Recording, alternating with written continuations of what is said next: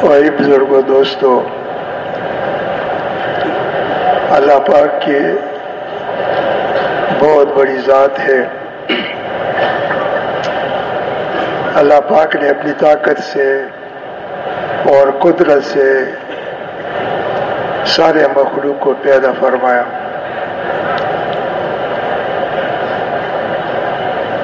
اور انسان کو سارے مخلوق سے اشرف بنایا۔ انسان کو خلیفہ کا درجہ دیا،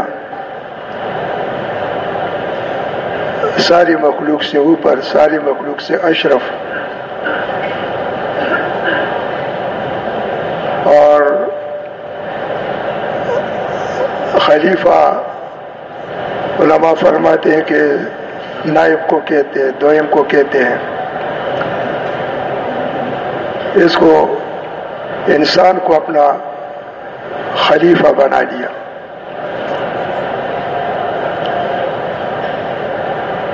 اور اللہ پاک نے بے شمار چیزیں پیدا فرمائی، اس میں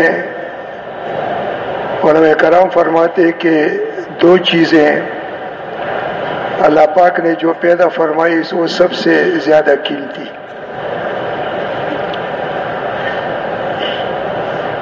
ایک اللہ پاک نے ہدایت کو بہت قیمتی چیز بنائی، اور ایک اللہ پاک نے محنت کو بہت قیمتی چیز بنائی۔ اب دو چیزیں یہ انتہائی طور پہ قیمتی ہیں اللہ پاک کے خزانوں میں۔ اس میں ایک چیز ہدایت جو ہے وہ اللہ پاک نے اپنے ہاتھ میں رکھ لی، اور دوسری چیز محنت وہ اللہ پاک نے اپنے خلیفہ کے حوالے کر دی، انسان کے حوالے کر دی۔ یہ دو چیزیں، تو انسان کی محنت کو اللہ پاک نے قبول فرمایا ہے، اس میں اللہ پاک نے برکت ڈالی ہے۔ انسانی محنت جس چیز پہ استعمال ہوتی ہے اس چیز کی قیمت بڑھ جاتی ہے، وہ چیز چمک جاتی ہے۔ اگر یہ انسان مٹی کو ہاتھ لگاتا ہے تو یہ زمین کی مٹی اس انسان کی محنت کے وجہ سے اس مٹی کی حیثیت بدل جاتی ہے۔ آپ دیکھتے ہیں کہ اس مٹی سے برتن بناتے ہیں تو یہی زمین کی مٹی ہوتی ہے، لیکن جب اس میں انسان کی محنت شامل ہو جاتی ہے تو پھر یہ سیٹ بن جاتے ہیں، اور لوگ الماریوں میں رکھتے ہیں گھروں میں، اور بہت زیادہ قیمت اس کی بنتی ہے، بہت قدر سے رکھتے ہیں۔ لکڑی کو جب ہاتھ لگاتے ہیں تو لکڑی کی حیثیت بدل جاتی ہے، نہ کہ وہی لکڑی ہے، لیکن اس میں جب انسانی محنت داخل ہو جاتی ہے، اس پہ انسانی محنت لگ جاتی ہے، تو اسے وہ قیمتی فرنیچر بن جاتے ہیں، اور کتنی اس کی قیمت، لاکھوں روپے ان کی قیمت لگاتے ہیں۔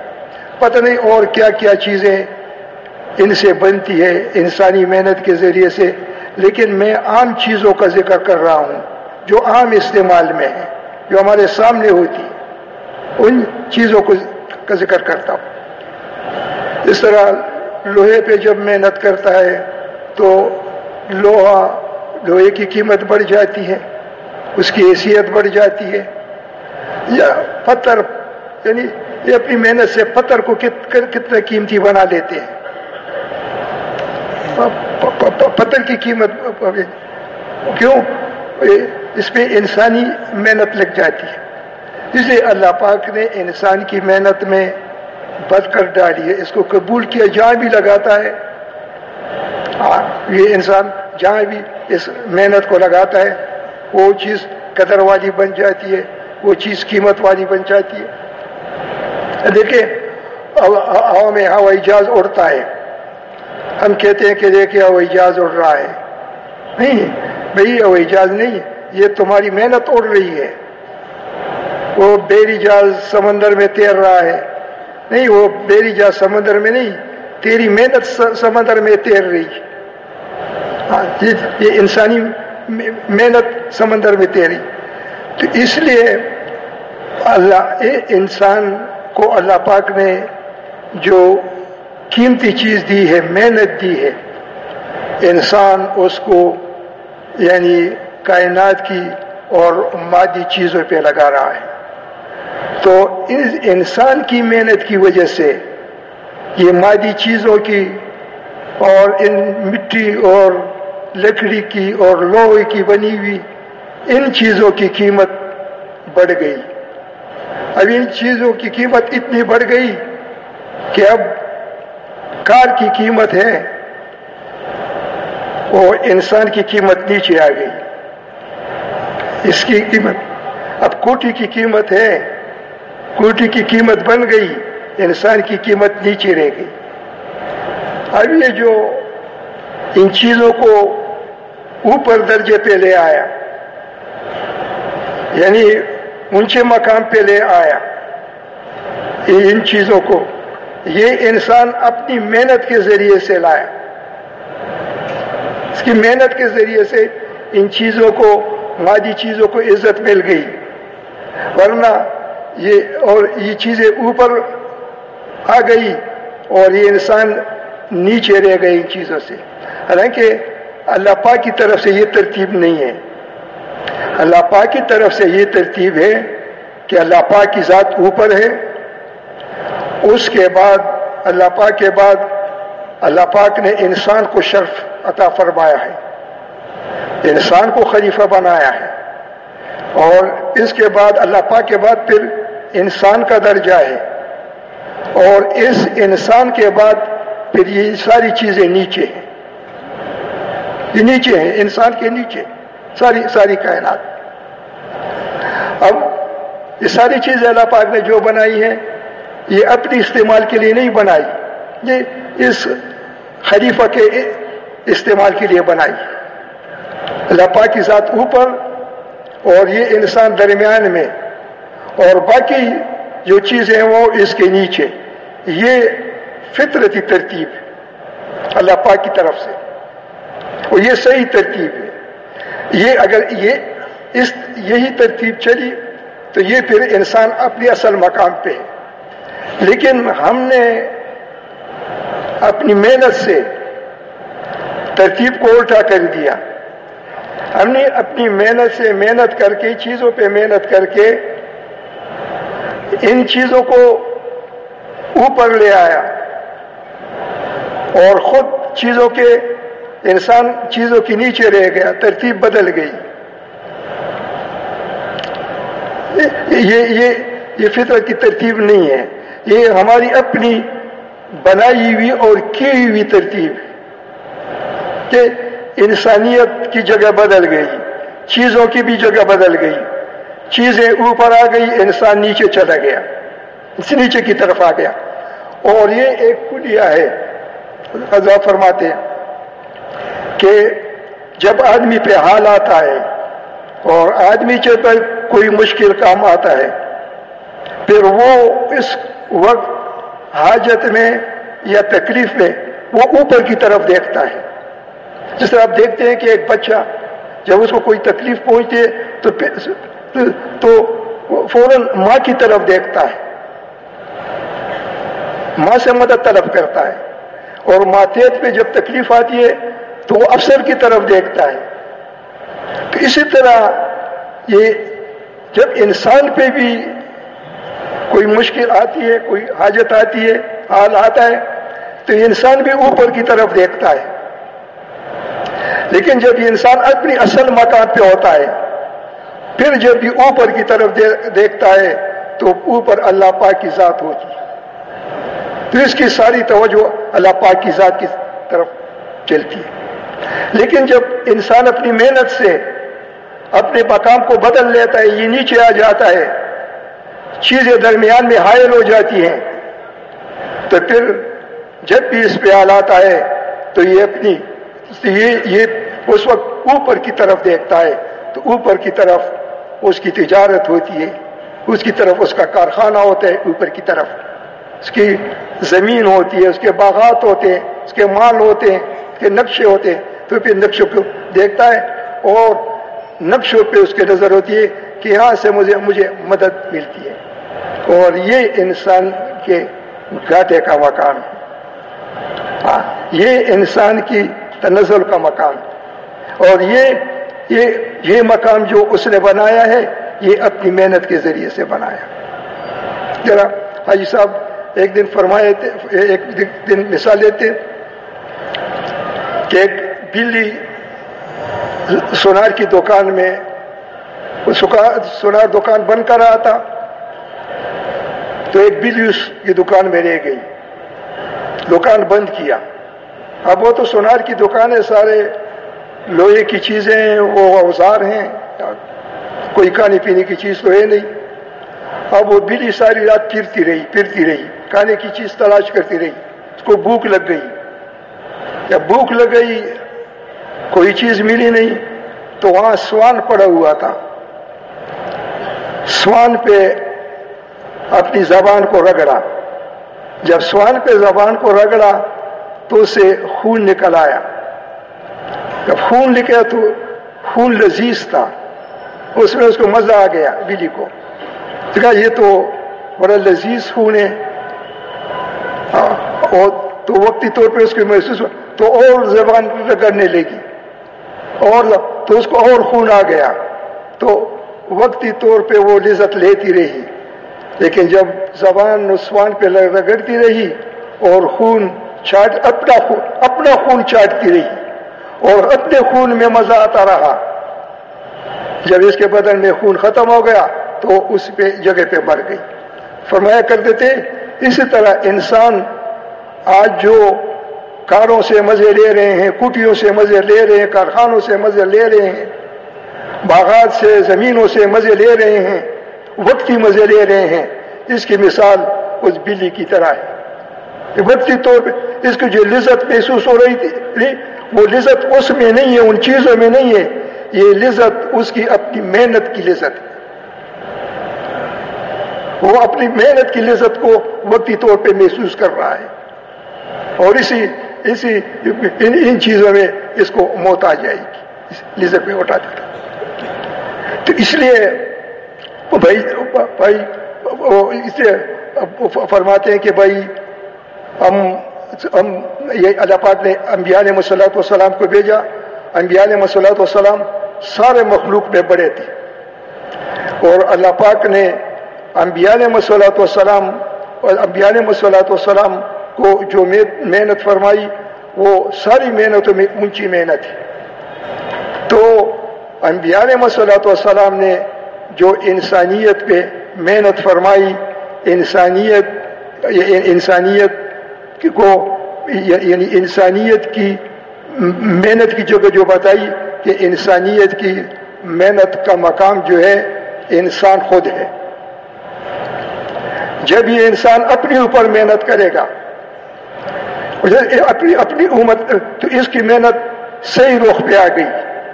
جب اپنی جان پہ محنت کرے گا تو اس محنت کے ذریعے سے اس کا یقین بنے گا، اللہ پاک کی ذات کے ساتھ تعلق بنے گا. اس محنت کے ذریعے سے اس کی نمازیں بنیں گی، صحیح علم آئے گا، اور اس محنت کے ذریعے سے اللہ پاک کے ساتھ تعلق جوڑے گا، اس میں اخلاق آئیں گے. اور جب یہ اپنے اوپر محنت کرے گا تو یہ اپنی اصل مقام پہ رہے گا.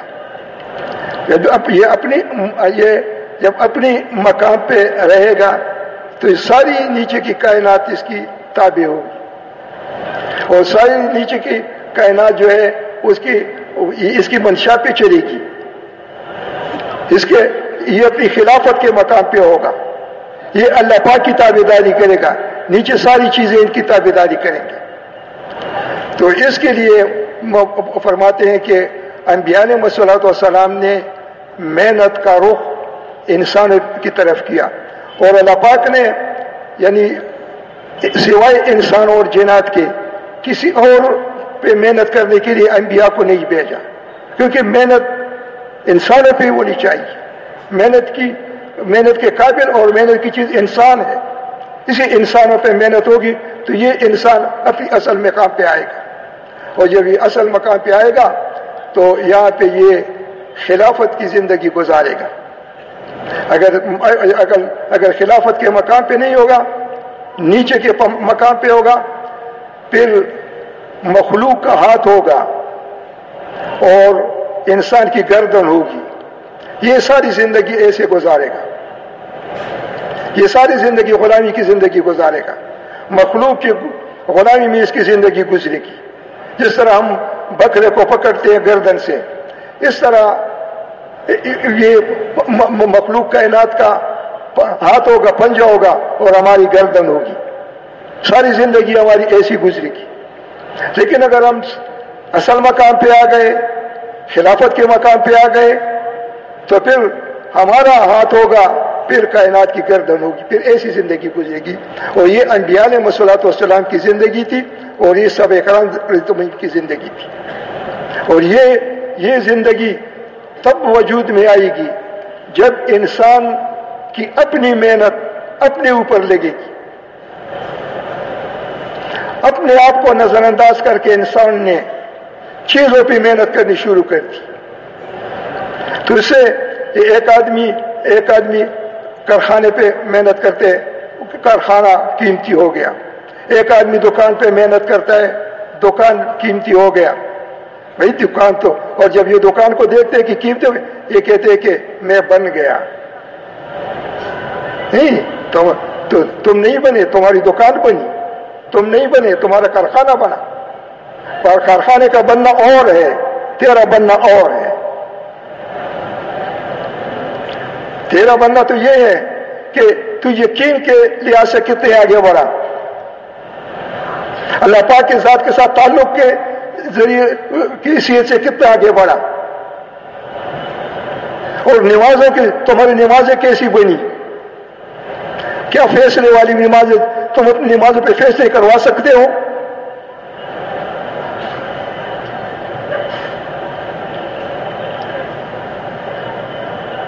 ایک نماز ایسی چیز ہے کہ اگر یہ ہم نے نمازوں پہ محنت کی اور ہماری نمازیں بن گئی تو ہمارے سارے مسائل اللہ پاک نمازوں کے ذریعے سے حل فرمائیں گے. ساری حاجتیں نمازوں کے ذریعے سے حل ہوں گی. 2 رکعت نماز پڑھ کر ہم سے سارے فیصلے کروا سکتے ہیں. ایسا فرمایا کرتے تھے کہ یہ سندھ میں ایک سڑک بن رہی تھی، وہاں انگریزوں کا زمانہ تھا، راستے میں مسجد آ رہی تھی، تو مسجد کو کچھ انگریز شہید کرنا چاہتے تھے. تو امروٹی رحمۃ اللہ علیہ آگے، انہوں نے کہا کہ کسی نے ہاتھ لگایا مسجد توڑنے میں تو ابھی میں 2 رکعت نفل پڑھ کر پوری برطانیہ کی سلطنت کو ختم کر دوں گا. کیونکہ اس نے یعنی اتنی دھمکی پہ بھی وہ ڈر گئے، انہوں نے مسجد توڑنی بند کر دی. اس لیے ہم اس قوت والی نمازیں بنا لیں. جب تک ہم اپنے اوپر محنت کریں گے فیصلے والی نمازیں بنے گی. 2 رکعت پہ اللہ پاک سے فیصلے کروا لیں گے. اس لیے ہماری رزق کے مسئلے بھی حل ہوں گے. تو اس امت کے سارے مسائل نماز کے ذریعے سے حل ہوں گے. اور جب یہ فارغ ہوں گے مسائل سے تو ان کا سارا وقت جو ہے وہ دین کی محنت پہ لگے گا، انسانوں پہ محنت پہ لگے گا. اس کے لیے بھائی بننا تو اس کو کہتے ہیں کہ یقین بن گیا اللہ پاک کی ذات کے ساتھ. اور یقین یہ معرفت نہیں، کہ معرفت تو جان پہچان کو کہتے ہیں. جان پہچان سلام کلام تو ہر کسی کے ساتھ ہوتا ہے. نہیں، اللہ پاک کے پاس ہونے کو،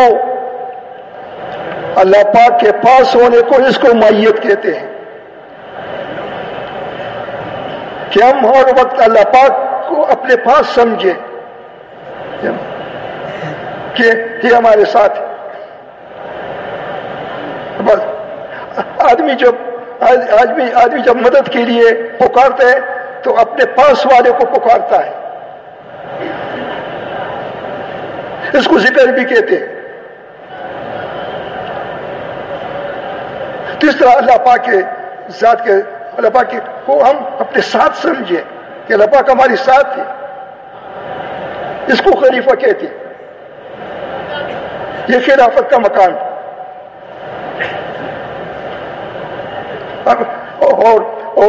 اور اس کے یہ اخلاق ہمارے بنتے رہیں گے. تو اس طرح جب انسان اپنے اوپر محنت کرتا ہے پھر یہ ترقی کر لیتا ہے اور اس کو اللہ پاک نے ویسے بھی دوسرے درجے پہ رکھا ہے، لیکن جب یہ اپنی عمر ہوتی ہے بہت قریب چلا جاتا ہے. یہاں تک کہ ان کی نمازیں معراج والی نمازیں بن جاتی ہیں. ان نمازوں کے ذریعے ان کو معراج نصیب ہوتا ہے. تو اس کے لیے بھائی بزرگوں دوستو، اب اللہ پاک نے حضور صلی اللہ علیہ وسلم کو بھیجا. اب حضور صلی اللہ علیہ وسلم نے یعنی حضور صاحب کے بعد کوئی اور نبی نہیں آئے گا. اب دوسرے پیغمبروں کی جو امتی تھی وہ تو اگر اپنے اوپر محنت کرتی ان پہ ان کا نجات ہوتا. لیکن ہمیں تو دو کام ملے ہیں. ایک اپنی محنت اپنے اوپر لگانی ہے اور ایک اپنی محنت دوسرے انسانوں پہ لگانی ہے، کیونکہ اس سب کے بعد کوئی نبی نہیں آئے گا، کوئی پیغمبر نہیں آئے گا. اس سب آخری نبی ہیں، آخری پیغمبر ہیں. اس لیے ساری دنیا کے انسانوں پہ ہم محنت کریں کہ ساری دنیا کے انسان جو ہے اپنی محنتوں کو بدل دیں. پہلے ہم اپنی محنت کو بدلیں گے. پہلے ہم اپنی محنت کو بدلیں گے، پھر ہمارا مقام تبدیل ہوگا. جب تک ہم اپنی محنتوں میں تبدیلیاں نہیں لائیں اور ہمارے ذمہ تو ہے دوسرے انسانوں کی محنتوں کو بھی بدل دیں. ٹھیک ہے، کیا تم خاک میں لگے ہو، زمینوں میں لگے ہو، اس پہ محنت کر رہے ہو.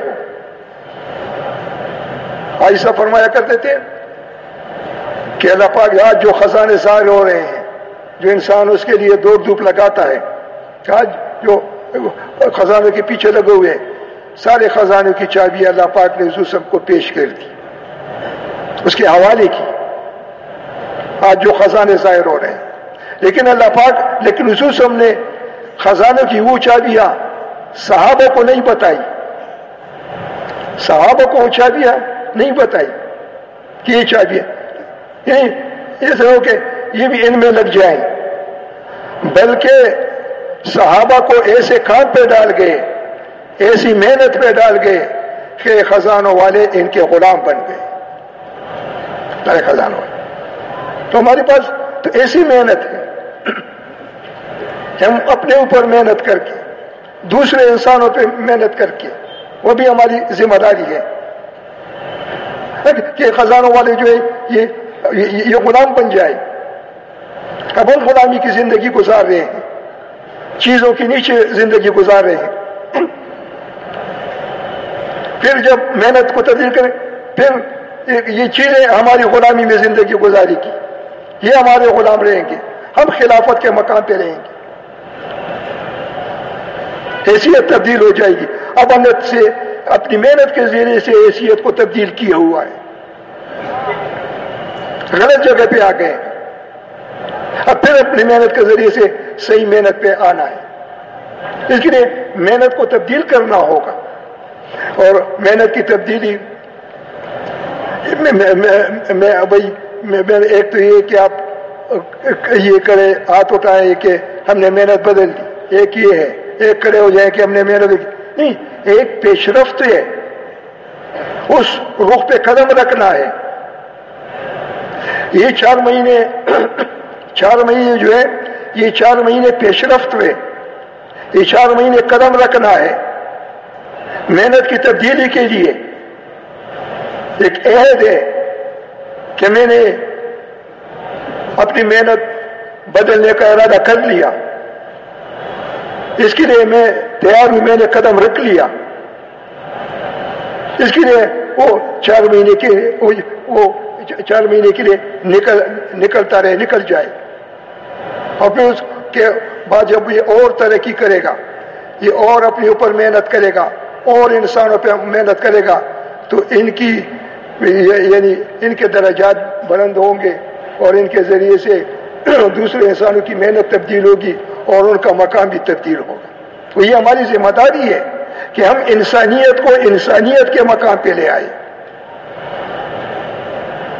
اب انسانیت کے مقام سے گر کر نیچے کے مقام پہ آ گئی ہے، تو پھر اس مقام سے اٹھا کر اصل مقام پہ لانا ہے. لیکن اس کے لیے محنت کی تبدیلی ضروری ہے. اس محنت کی تبدیلی کے لیے کہتے ہیں کہ بھائی 4 مہینے لگائیں گے. جب 4 مہینے لگائیں گے محنت کی تبدیلی کا دور شروع ہوگا، پھر اللہ پاک ہمیں زمین کے پہ خلافت کی زندگی عطا فرمائیں گے، اور پھر مرنے کے بعد اللہ پاک کے مہمان ہوں گے. وہاں مہمانی کی زندگی ہوگی اور یہاں خلافت کی زندگی ہوگی. یہ انسانیت کی زندگی ہے، اور اس سے ہٹ کر وہ انسانی زندگی نہیں. ہاں یہ پھر وہ گری ہوئی زندگی ہوتی ہے. تو اس کے لیے بھائی ایک تو یہ کہ جنہوں نے محلوں میں ارادے کیے کہ محلوں سے 4 مہینے کی جماعت بنی ہے، یا پہلے سے ساتھیوں کے ساتھ ارادے کیے، میں ان سے نہیں کہتا کہ آپ بھائی ارادہ کر لیں.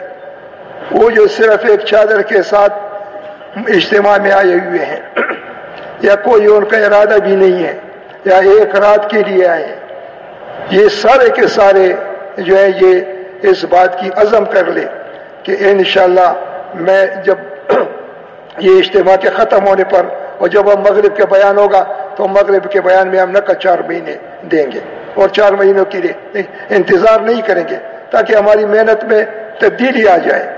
اور اگر ہم اسی محنت میں لگے رہیں گے تو پھر اسی مقام پہ رہیں گے، تو پھر ہم ایک ایک چیز کے غلام رہیں گے.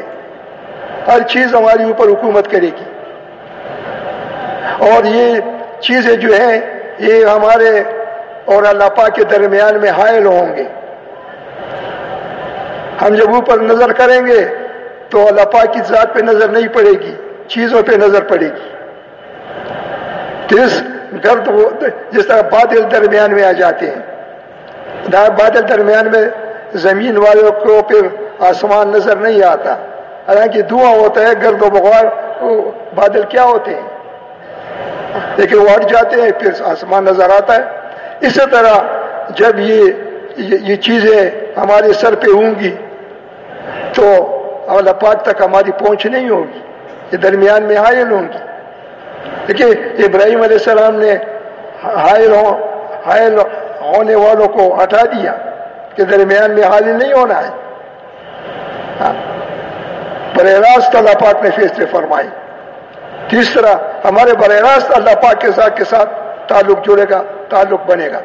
تو اس کے لیے بھائی جو قربانی کے ساتھ نکلے گا اور قربانی کے ساتھ اللہ پاک کے راستے میں نکلے گا 4 مہینوں کے لیے، چاہے حالات اجازت دیں یا نہ دیں، ہاں چاہے طبیعت چاہے یا نہ چاہے، ہاں قربانی کی بنیاد پہ